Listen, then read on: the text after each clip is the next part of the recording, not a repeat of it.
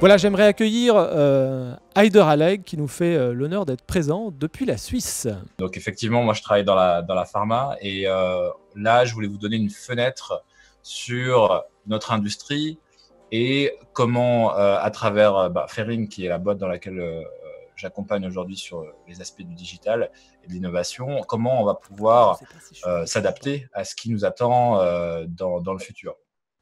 Donc voilà, donc moi je suis. Ce qui est intéressant, c'est que je suis d'originaire de Haguenau, dans le nord de Strasbourg, et j'ai quitté il y a une dizaine d'années pour aller faire un passage donc en Suisse et vraiment tomber dans la pharma. J'ai fait deux corporates, j'ai travaillé à la French Tech également, donc j'ai connu le monde de la Startup Nation française. Et puis voilà, je suis passionné personnellement par tout ce qui est autour du transhumanisme. Donc, si vous connaissez la Singularity University, voilà, donc je suis dans une association similaire en Suisse, et ce qui est passionnant. Et puis forcément, en entrepreneuriat, voilà, j'ai essayé de disrupter certaines certaines catégories de business à travers soit du conseil ou soit de la startup. Donc, aujourd'hui, moi, ce qui m'intéresse, c'est surtout de vous donner une vision de comment un acteur comme Ferring, donc Ferring, pour ceux qui ne connaissent pas, c'est une entreprise d'environ 7000 personnes, market leader sur la fertilité et un player, donc un agent quand même assez important en gastro et en urologie.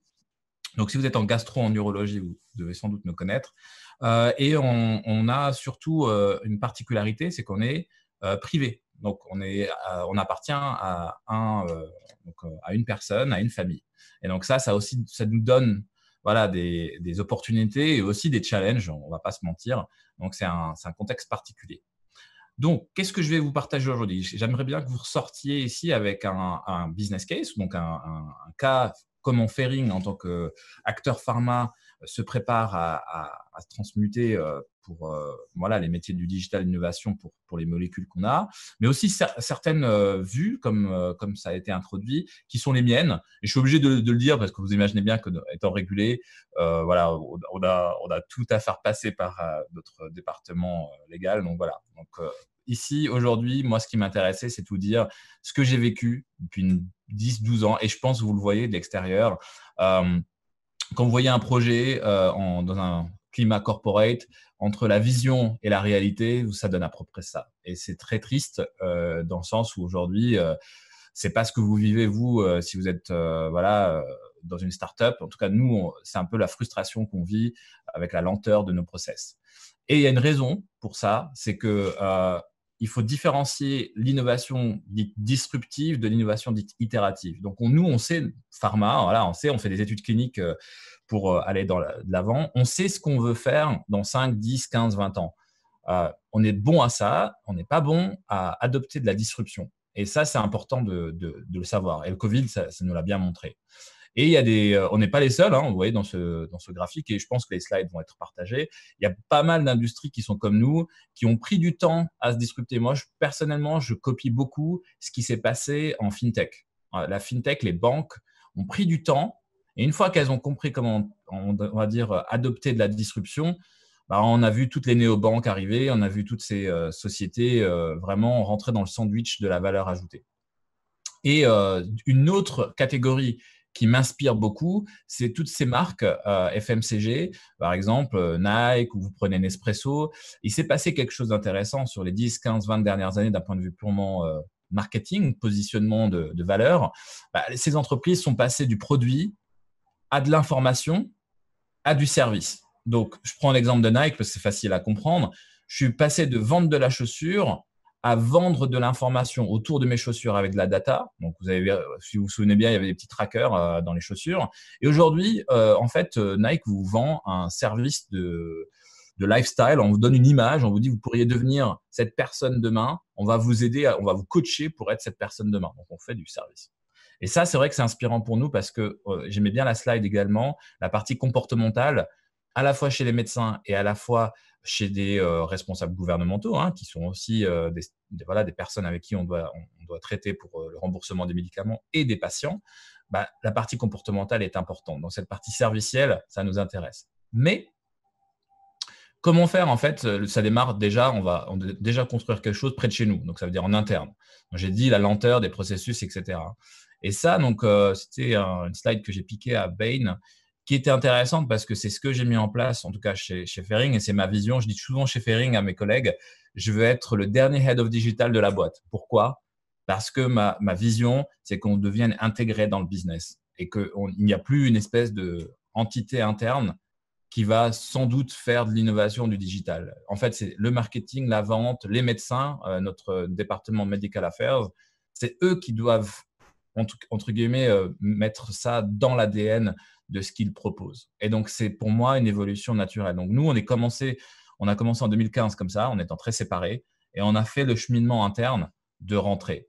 Et ça nous a donné finalement lieu à un éclatement de notre département, parce qu'avant, j'avais un département où tout était dedans, et on a commencé vraiment à éclater. Et le digital health maintenant est chez le médical. Il y a un service technologique digital qui est chez l'IT. Et donc, aujourd'hui, moi, je suis au niveau commercial, donc frontline, pour pouvoir aider des équipes marketing, médical liaison, et donc vraiment tout ce qui se fait sur Internet aussi aux côtés des campagnes digitales. Mais il y a aussi eu quelque chose qui était intéressant. Est-ce qu'il y a des choses qui viennent de l'extérieur? Et je pense que j'avais vu dans la slide, il y avait quelque chose d'environnemental. Eh bien, nous, c'était tout ce qui était RGPD. Pourquoi? Parce que finalement, ça nous a forcé à se dire, bon, c'est une opportunité de faire les choses comme il faut. Et donc, du coup, on a pris vraiment le pas de se dire, on ne va pas faire ça et on va faire ça. Et quand on s'est dit, on n'est pas une boîte tech, on n'est pas une boîte de data, on va devoir chercher cette compétence ailleurs. On n'avait même pas les gens, en fait, en interne. Donc, on a dû chercher des personnes et forcément, pour aller attirer des gens vers nous, il fallait qu'on soit dans la bonne culture et dans le bon comportement. Et premièrement, quand on a regardé, on était choqués de voir tous les gens, et là, c'est sur la fertilité, c'est une slide de CB Insight qui nous montrait toutes les startups qui étaient en train de s'activer dans le Women Health Market. Et là, on s'était dit, mais en fait, ces gens-là font de la data privacy et technologie mieux que nous, quoi. Donc, allons-y et essayons de discuter avec eux. Et donc, on a trouvé, par exemple, des partenaires comme Woom ici, qui avaient un market fit avec nous. Et on s'était dit, tiens, c'est intéressant, on va travailler avec elles. Et donc, ces deux femmes, on a fait des projets pour pouvoir essayer de pousser de la solution sur le marché, mais en 3-4 mois, alors que d'habitude, ça nous prenait des pilotes de 2 ans. Et donc là, ça nous a premièrement rassuré sur le fait que travailler avec un écosystème externe, premièrement, c'est possible. Deuxièmement, l'impact, il est totalement ressenti. Et 3, d'un point de vue positionnement en tant que leader sur un marché, on innove d'une certaine manière en s'associant avec des gens qui sont plus innovants que nous sur certaines discussions. Et donc voilà, donc on a lancé certaines features, donc certaines fonctionnalités en Amérique latine et en Espagne pour pouvoir, et là l'objectif c'était de vraiment accélérer le temps vers le spécialiste. Et donc là, on a vraiment travaillé autour de la data et on a été vraiment data-driven dans le sens, on a vraiment regardé qu'est-ce qui se passait et on a réfléchi de manière agile à développer des services grâce à la culture aussi de cette startup. Mais aussi, en fait, de l'autre côté, on s'est dit, bon, les startups, c'est bien, mais c'est petit. Hein. C'est dangereux de travailler avec un corporate qui est lent parce qu'on n'est pas rapide, etc. Donc, on a aussi regardé les gros players de la tech. Et là, on a fait un partenariat avec Amazon. Donc, ce qui est intéressant, on est allé voir Amazon. Là, c'est le Executive Committee de Fairing. Et on avait fait des workshops avec Amazon qui étaient intéressants. On est allé poser des questions à Amazon en leur disant, c'est ça nos problèmes. Vous savez faire des solutions, vous voyez le monde comme un big tech. Comment vous pourriez nous aider à travers la vision du monde que vous avez pour disrupter notre zone thérapeutique? Et là, on a sorti des projets aux US, par exemple, Fertility House Call. C'était des projets qui ont été, on va dire, facilités par Amazon. Et ça, c'était, par exemple, un service où il y a quelqu'un qui vient chez vous. Si vous avez des problèmes aux États-Unis, vous avez un peu de peur, d'appréhension sur tout ce qui est IVF, et là, il y a quelqu'un qui vient chez vous et qui vous aide et qui vous coach, si vous voulez, sur votre processus, l'embarcation sur ce processus. Et donc, ce qui était très intéressant dans ces pilotes, on a vraiment vu des flux de valeur ajoutée venant, par exemple, d'une startup comme Moom. Il nous a apporté du talent, de la culture, des méthodos, de l'agilité. Et puis, nous, on a apporté une zone géographique, une expertise médicale, parce qu'on sait faire des études cliniques. On a apporté aussi une expertise à comment être compliant, hein, donc être, par exemple, rentrer dans des codes de conduite par pays. Ça, c'est pas forcément quelque chose que les startups ont, des départements législatifs, donc réglementaires partout. Et on a aussi des médecins, en fait. On a des médecins en interne. Donc ça, c'était intéressant. Et le fuel, en fait, ce qui était intéressant au cœur de quel est le dénominateur commun de toutes ces discussions, c'est la data. À la fois les big tech, les startups et nous, qu'est-ce qu'on avait envie de voir? C'est finalement, on avait besoin de data. Et là, je veux être très sensible sur ce mot-là. Forer de la data pour de la data, ça ne nous sert à rien, pour être franc. Là, nous, on s'était dit, oui, on a besoin de se rassurer sur des hypothèses médicales ou thérapeutiques. Donc, c'est bien d'avoir de la big data pour savoir si certains comportements ou patterns sont là. Mais ce qui nous intéressait, c'était aussi d'avoir de la thick data. Donc, j'aimais bien ce graphique parce qu'il résumait vraiment le pourquoi on allait forer de la data et pour quel usage. Et c'est là aussi ce qui était très intéressant en travaillant avec un écosystème externe. On est une boîte pharma, on est régulé et on a l'interdiction parfois d'avoir des données sur des patients, voilà, parce que on a des compartiments comme ça à anonymiser, etc. Et donc, à travailler avec un acteur externe, vous n'avez pas besoin d'avoir cette data. Vous avez besoin de comprendre la data, vous n'avez pas besoin de l'avoir. Donc, pour nous, par exemple, avoir de la data agrégée sur une zone thérapeutique, ça nous aidait à savoir si on avait un impact ou pas. Donc, pour conclure, nous, on a repéré, donc il y avait plusieurs parties prenantes autour de cette notion de disruption et qui est nourrie par de la data. Donc, on s'était dit, on n'est vraiment pas invité à la table.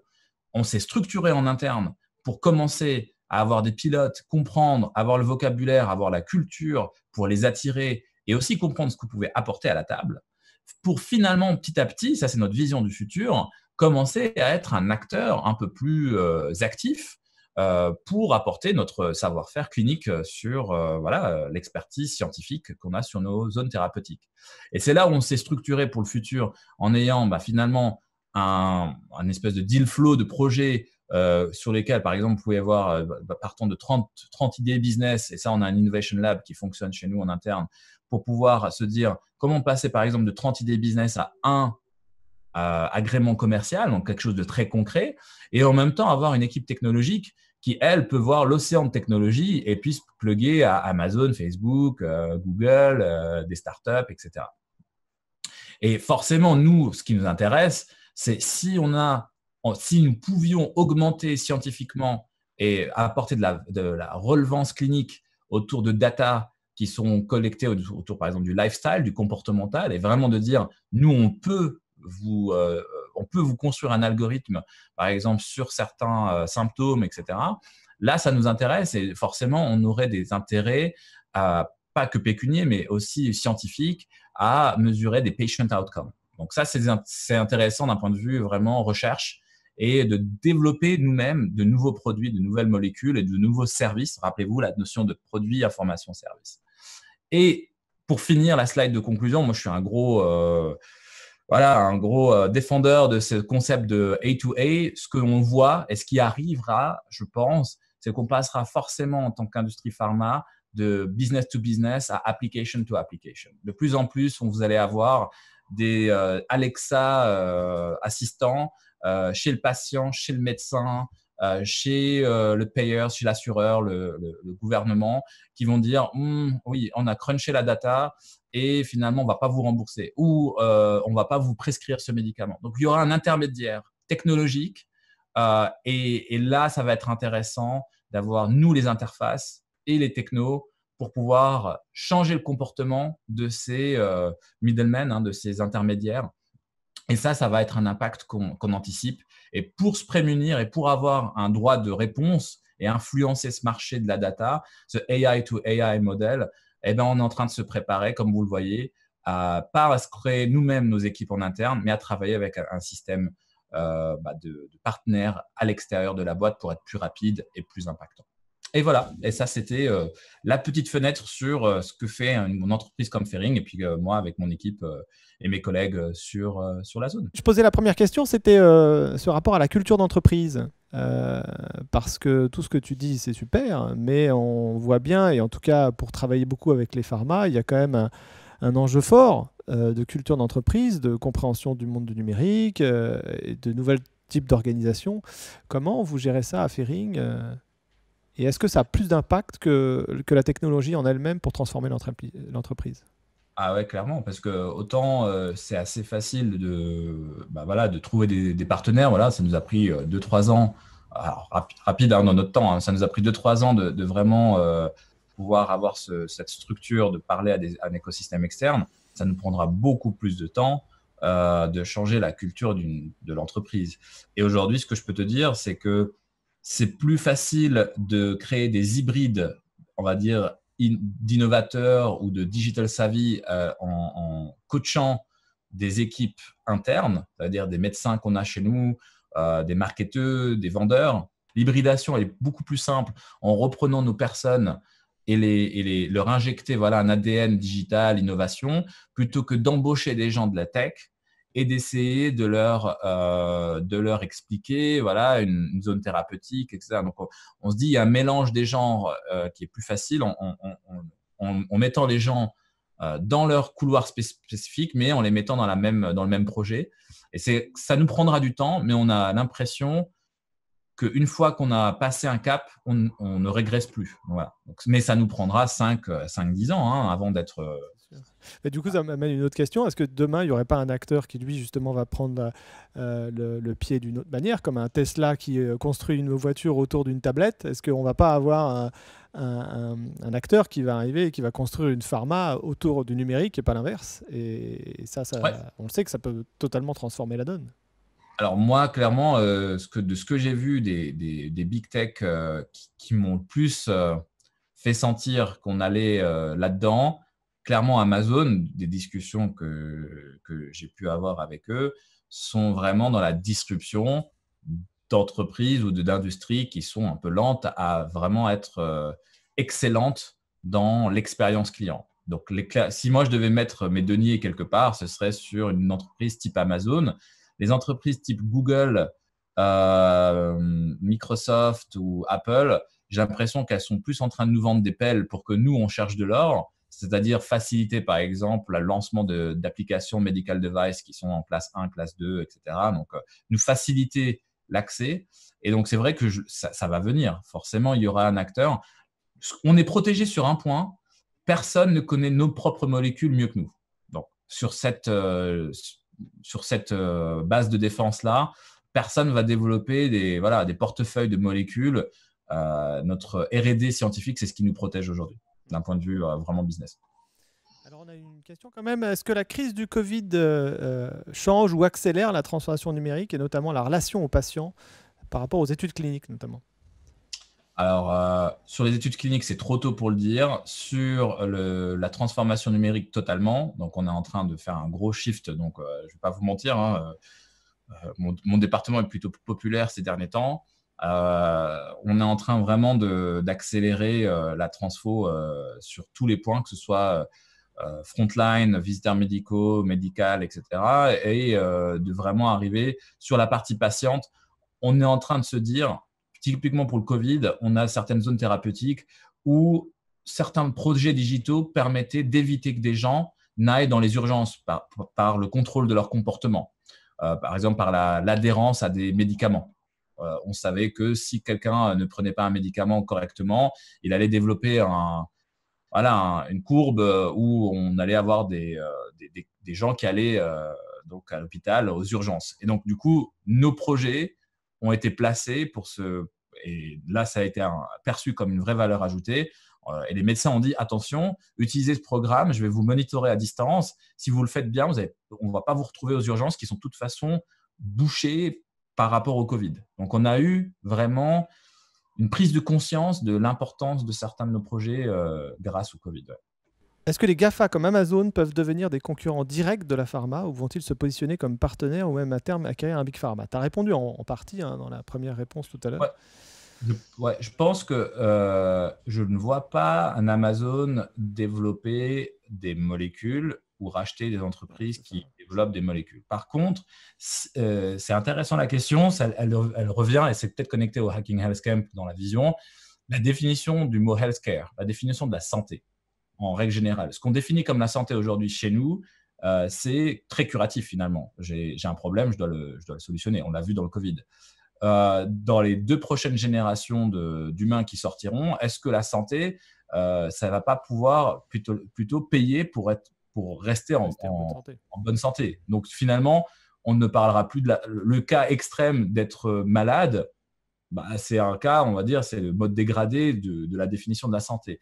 Et si la santé, c'est 90%, 90% pardon, de préventif et d'être du côté bonne santé, ça veut dire bien manger, bien faire du sport, bien dormir, et tout ça, c'est du data, du service.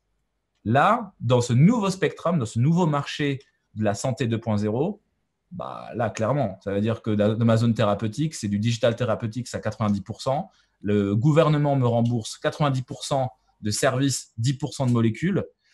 Bah, dans ce contexte-là, le gâteau, ça change la donne. Ouais. Et justement, j'en parlais l'autre jour avec une pharma, c'est comment est-ce que les approches, on va dire, de médecine orientale par rapport aux médecines occidentales qui sont basées sur la chimie peuvent pas fusionner à un moment donné pour que, quelque part, un pharma puisse, on parle toujours du beyond the pill, c'est-à-dire créer du service autour du médicament. Et je veux dire, dans la médecine chinoise, même si ça a l'air d'un coup de pelle dans une forêt quand on t'envoie un sachet, c'est quand même des molécules aussi, quelque part. La question, c'est comment on l'accompagne, en fait, le médicament. T'en as parlé en partie dans ta présentation. Est-ce que l'enjeu, finalement, c'est pas aussi de revoir la manière dont on aborde ce sujet de la santé pour une pharma? Alors, je pense que ça sous-jacente à une question qui va vite venir, c'est comment dans cette industrie et dans ce secteur, on va lancer ou cadrer des solutions ou des produits. Et en gros, aujourd'hui, c'est, tu vois, le côté très empirique, très scientifique de se dire on va lancer quelque chose pour être sûr que, ben, là, je pense que c'est là-dedans qu'on va avoir vraiment un gros clash. Tu vas avoir soft healthcare qui va venir comme on a du slow food ou on va avoir du slow health, des gens qui vont être vraiment au plus proche possible de ce qui voilà, de ce qui est antichimique ou ce que vous voulez. Et puis derrière, il y aura toute une communauté qui va dire, mais en fin de compte, non, on a vraiment de l'innovation, on commence à être vraiment stable et on va pouvoir vraiment être mieux on va dire, précis dans l'usage de certaines molécules et ne pas faire du open label tout le temps. Voilà, être un peu. Et on l'a vu avec le docteur Raoult, hein, il y a eu beaucoup de discussions sur on fait des études cliniques de ce type-là, est-ce qu'on va en mode combat voilà. Et je pense qu'il y aura beaucoup de ces discussions dans le futur parce que c'est encore, surtout dans le digital therapeutics, il y a un petit peu d'évolution sur les medical devices, par exemple, les dispositifs médicaux. On a beaucoup plus de clarté sur qu'est-ce qui est remboursable, pas remboursable, etc.